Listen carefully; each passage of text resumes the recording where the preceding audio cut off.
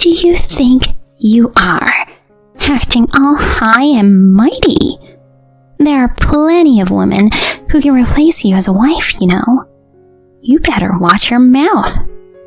I had enough of my mother-in-law's oppressive behavior. Understood. Well, I'll leave as you wish. A few days after moving out of the house, she showed up with a swollen face in front of me. I'm sorry. I want you to forgive me. Please. I'm Hazel, a 30-year-old homemaker. It's been 2 years since I married Daniel. Our story goes back to our university days. Back then, I was working part-time at a convenience store, and he joined as a new part-timer. He was a freshman, a year younger than me. Surprisingly, we found out we attended the same university. We were also in the same major, so we hit it off during overlapping shifts. We enjoyed chatting about easy classes to take and interesting clubs. We continued working at the same place throughout our university years. Even after I got a real job, we stayed in touch, offering advice during his job hunts. Eventually, he joined the workforce, and that's when we became serious. We both worked hard at our jobs, and managed to spend our days off together, sometimes going back and forth between our places. After being together without any drama for about 3 years, we decided to move in together. Living with him was a blast. We picked out furniture and appliances together, and even bought matching dishes. I always dreaded parting at the end of our dates, so it made me happy to come back to the same place and wake up next to him every day. We really got along well and enjoyed living together. About a year later, he popped the question, and we decided to tie the knot. 8 years since we met. 4 years since we started dating. And I've always loved you. My feelings for you keep growing. You'll always be the most important person to me. So marry me, and let's spend the rest of our lives together. My feelings for you haven't changed since we started dating. I look forward to our future together. Hence, the wedding preparations began. First, we went to introduce ourselves to each other's family. Since we had been together for a long time and lived together, he had already met my mom. As for my dad, it was his first time meeting Daniel, but my mom had spoken highly of him, so he seemed to trust him already. The impression was good from the start, and we had a cheerful time together. My dad was impressed by Daniel and gave us blessings for our marriage. Next, we visited his parents, whom I had never met. I was extremely nervous, wondering what they'd be like. I was filled with jitterbugs that day. When we arrived there, his father, Lyle, greeted us. Oh, welcome. Nice of you to come all the way. I'm Hazel. Nice to finally meet you. Likewise to you. He was all smiles, looking truly happy. Hey, where's Mom? Oh, she went shopping. Should be back soon. Seriously? I told her we were coming to talk about our wedding. I told her you'd be here soon too. She said something about a big sale at the supermarket this morning and rushed out. Man, she's quite free-spirited, or should I say, self-centered. Sorry, honey. No problem at all. Lyle's warm and friendly manner had me relaxed already, so I didn't mind about his mom. Then, after 20 minutes, Julia returned home. I'm home! Daniel, you're already here! Where have you been, Mom? I told you the time we were coming. Oh, did you? Well, I couldn't help it, so cut me some slack, will you? Jeez, you're selfish. Hi, I'm Hazel. Oh, you're the fiancé. Happy to meet you. Here, I brought some cakes. Oh, how sweet of you. I'll make some drinks then. We finally sat down all together and chatted over coffee and cakes. He had mentioned bits and pieces about our relationship since his college days, so his parents were aware of our history. You've been together for a long time, and you seem to have a solid relationship. I'm happy that you guys found each other and look forward to having you as a family, Hazel. Thank you. It's my pleasure to be a part of your family. Relieved to have Lyle's blessing and to see Julia smiling beside him. After, we managed to arrange a dinner with both families. We had our wedding. Then, we went on our honeymoon and started our married life. Well, since we've been living together, nothing much changed. But just being newlyweds made me feel excited. Seeing my changed last name made it sink in that I was indeed married. Both of us had lived alone before, so cooking and cleaning weren't an issue. We shared household chores while focusing on our work. Our new life was fun, and time flew by. Before I knew it, 2 years had passed, and we were still going strong, very much in love. However, something happened that changed our circumstances around that time. It all began when Lyle had an accident that led to a fractured leg and was required to stay in the hospital for a while. Dad, are you okay? Oh, sorry to worry you. It seems quite serious, and I'll have an extended hospital stay followed by rehab. Oh no. And there's a bit of an issue. I need rehab 3 times a week. But Julia doesn't drive a car, so there's no one to drive me. Oh, right. Now that you mention it, we're wondering what to do once I get discharged. I see. Rehab must be for quite a long time, huh? Yeah, that's the thing. So, we're looking for someone reliable, but it's not easy for everyone to commit long term. Arranging a taxi every time costs money, you know? He seemed really troubled. Daniel and I were also scratching our heads over that. It was for sure inconvenient that there was no one available to take him to rehab. Both of us are busy working. Yeah, what to do? We were inclined to help Lyle somehow and talked about it often. Then, Daniel received a call from Julia. Hey, Mom. What's up? Daniel, I have a favor to ask. It's about Dad. Oh, the rehab thing? Yeah.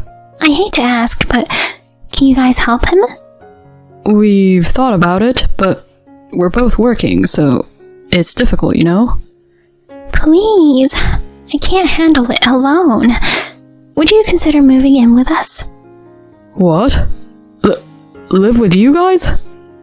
We were taken aback by her sudden request. If it was just about picking up and dropping off for rehab, we'd understand. But she unexpectedly asked us to move in. I really don't know what to say at this moment. Please, we're really in a tough spot. Let me discuss this with Hazel. We'll get back to you soon. Please, thank you. He ended the call, and we deliberated. At one point, I made up my mind. What if I pick up and drop off Lyle for rehab? But you have to work. I'll talk to my boss and change to part-time. No, you've been working so hard to build a career. In that case, maybe I can change to part-time temporarily. I think your career is more important than mine. I'll support your dad and mom. What about moving in with them? Well, why not? Not forever, but as a family, we need to help each other out. You're the best. Thanks, honey. I'll let Mom know right away. He called her, informing her about living together and taking care of the ride. She was overjoyed and extremely grateful. Afterward, we canceled the lease of our apartment to match Lyle's discharge from the hospital and moved to my in-laws. I explained my situation to my boss and got switched to part-time, working 2 to 3 times a week. Then, I helped Julia with housework and caregiving while handling Lyle's rehab trips. I did my best to assist them as much as I could. However, Julia often complained about how I did things. What have you cooked here? It's tasteless. Oh, is it? Sorry. I thought the seasoning was just right, but... Are you kidding me? Do you have a taste disorder or something? Excuse me? Make it more flavorful. Oh, okay. On another day, I was criticized for the way I cleaned. Hey, you're cutting corners. This spot is still dirty. She nitpicked about incredibly minor things. Honestly, unless it was a deep cleaning day, I wouldn't have bothered with those specific areas. She kept criticizing me, and gradually showed her true colors. Honestly, what's the point of using you as a homemaker? Huh? She said, using me. If you call yourself a housewife, do a better job. You can't even do chores well. You're done as a woman. She kept insulting me. Why did she have to say such things? It seemed like she enjoyed tormenting me. Maybe suggesting we live together was to bully me from the start. It was enough to make me think about such things. I think I'm quite capable of taking care of the chores. Even objectively, I believe I did the housework properly. And she left everything to me. I managed the chores, took care of Lyle's rehab trips, and even provided caregiving. Despite all that, she kept complaining about me and did nothing herself. Shut up! You overestimate yourself way too much. To be honest, you're not good at all. I pity Daniel for having a wife like you. Her nastiness pushed me into a dark place, but I couldn't talk to Daniel about it. It was partly my hesitation, but he was really busy with work and was frequently away on business trips. I didn't want to cause unnecessary worries when he already had a lot on his shoulders. Ideally, I wanted to solve it on my own. Also, there was a reason I managed to endure all this. It was because Lyle was incredibly kind and treated me well. He always appreciated me when I drove him or took care of him, and always had interesting stories to share. I enjoyed spending time with a knowledgeable and articulate Lyle. So, even though Julian mistreated me, spending time with him somewhat relieved the stress. Well, until her harassment became so extreme that the balance tipped towards the stress. I dealt with those struggles alone, every day. One day, Lyle complained of chest pain, and we had to rush to the hospital. He was treated immediately, but as a precaution, he needed to stay in the hospital to undergo further tests. What was unfortunate was that Daniel had a business trip for a few days at the same time. I was at my wit's end. During that time, I was going to be left alone with Julia. I was certain she would bully me as she pleased. As expected, the moment I became alone with her, she started nitpicking about everything. You're such an incompetent woman, you know that? Can't even handle housework, have no charm, and yet you seem to sit on a throne or something just because Lyle favors you. What? No, I don't think so. Who knows? You're not trying to seduce him, are you? Please, don't say such stupid things. I'm doing my best to support him. But what about you? You just pass everything to me and only complain.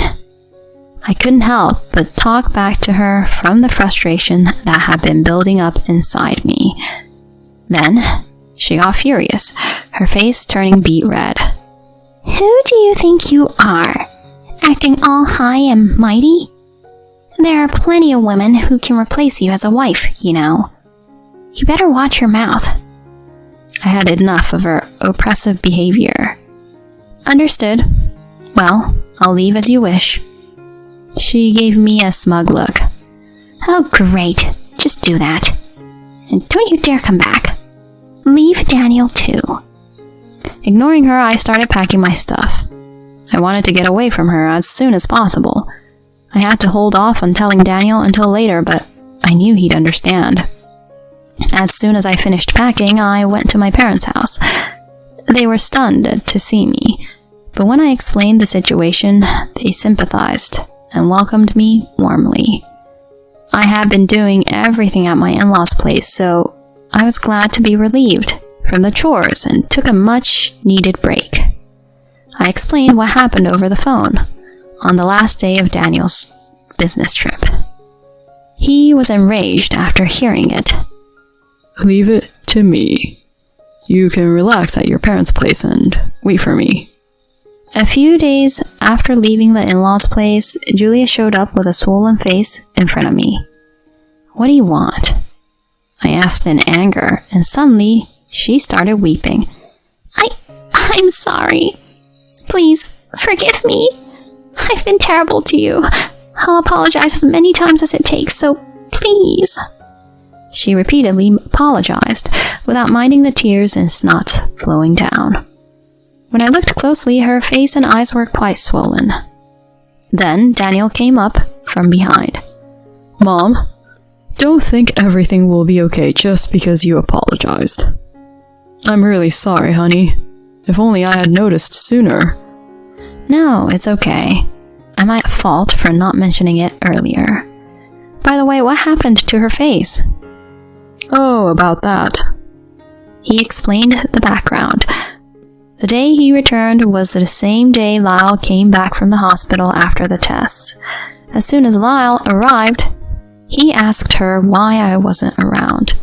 She triumphantly answered, I kicked her out. She was trying to seduce you. To which Lyle exploded in anger. God darn you. She was sincerely taking care of me. What the heck have you done, throwing out such a kind person? Julia didn't expect him to get that angry and was utterly shocked. And at that moment, Daniel arrived home.